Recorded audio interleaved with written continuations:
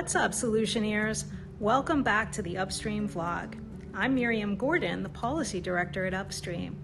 Today, I will be highlighting how a quickly forming grassroots movement energized around ending plastic pollution and addressing the climate impacts of overconsumption is taking aim at the throwaway culture and working to replace it with a new reuse economy. When it comes to changing something as entrenched as the throwaway culture, the real change makers are local community members and their elected officials, people who are passionate about saving the planet and ready to innovate new approaches. Unlike national politicians who rely on big corporate campaign contributions to stay in office, local legislators need their constituents' support in order to get reelected. They are less beholden to big industries, there are fewer higher paid lobbyists banging on their doors, and many want to differentiate themselves by demonstrating leadership on environmental issues.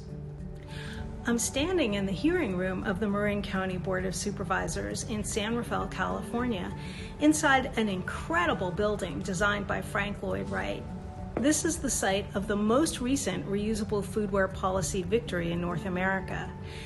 Just recently, on April 19th, leading up to Earth Day, the Board of Supervisors voted unanimously to enact a policy that prioritizes reducing the amount of single-use food and beverage packaging in the local food service sector.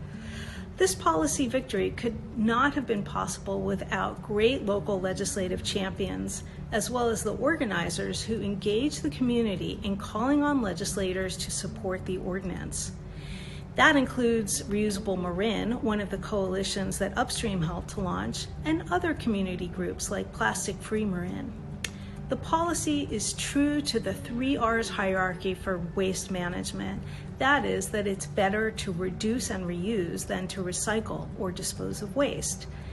It will reduce unnecessary packaging by requiring that restaurants only provide accessories like utensils, napkins, and condiment packets when the customer specifically requests them. We call this policy Skip the Stuff, and communities and even entire states across the U.S. are adopting it. The ordinance also requires that businesses only use reusables to serve customers who dine on the premises. That means only real plates, cups, and utensils. That's actually not a big stretch for many food business operators because they use reusables or a combination of real and disposable stuff already. The big change is for fast food restaurants.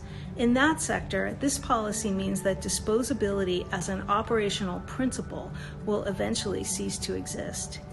You may think that this is a big stretch for, say, McDonald's, but all across Europe, McCafés are serving customers espresso and croissants on ceramic plates with cups and stainless steel utensils. That's because many Europeans find the throwaway culture unacceptable, and that's exactly the mindset that policies like the one adopted in Marin County aim to cultivate.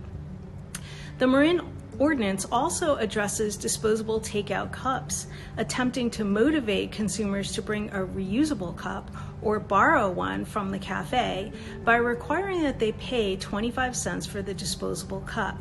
This policy is modeled on plastic bag policies enacted over the last 15 years that ban plastic bags, but also require retailers to charge customers for the single-use paper bag. The idea is to drive customers to choose the reusable option by making the disposable one more expensive. And with the climate change crisis, we need to rethink giving out paper and plastic for free. After all, trees capture carbon, help cool things down, create healthy ecosystems, and preserve biodiversity. Cutting them down for products used in a matter of minutes is absolutely insane.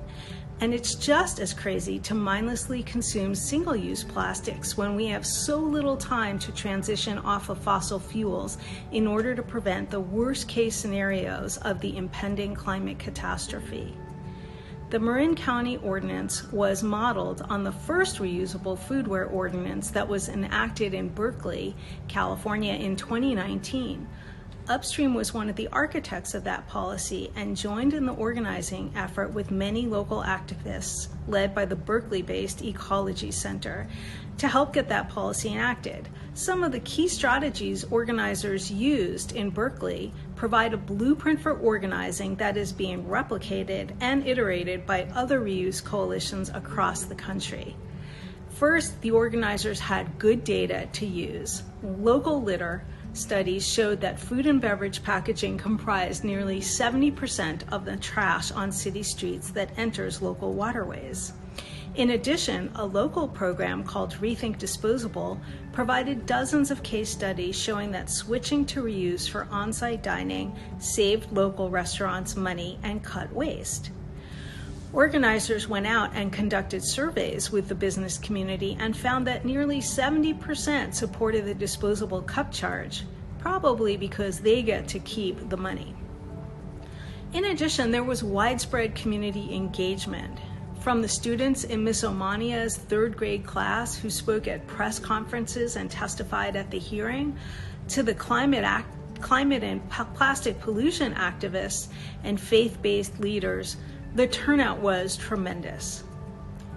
Policies like the ones enacted in Berkeley and Marin County are actually being enacted across the country through the organizing, actions, and efforts of all kinds of brave people and local legislators. And they're starting to trickle up to state legislators. Today, due to the influence at the local level, 2 states have adopted skip the stuff laws, and 33 cities have enacted some version of Upstream's model foodware policy. Nearly 62 million people live in a jurisdiction where a reduce reuse foodware policy has been enacted. That's 19% of the US population. We're getting calls and contacts from people all across the country who are interested in bringing reuse to their communities. And it isn't always policy actions that people are interested in. We are helping activists learn about the kinds of ways to bring reuse to their communities, from launching reuse businesses to how to bring reuse to school dining, local events, and sporting stadiums. And we're sharing best practices and strategies for reuse organizing. If you want to get involved and launch a local reuse coalition or initiative in your community, get in touch with us. We're here to help, and there's all kinds of ways for you to get involved. Thanks, Solutioneers. We'll see you next time.